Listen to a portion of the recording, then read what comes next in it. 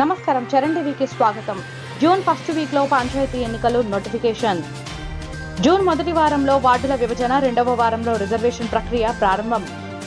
మూడవ వారంలో సర్పంచ్లకు రిజర్వేషన్ ప్రక్రియ. జూలై మొదటి వారంలో షెడ్యూల్, చివరి వారంలో నోటిఫికేషన్.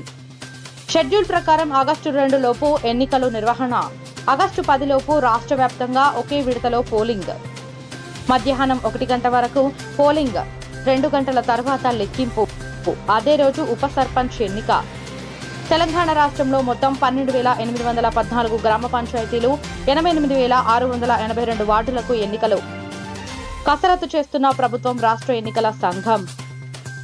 రేపు కేబినెట్ సమావేశంలో ఆమోదించే అవకాశం ఉంది.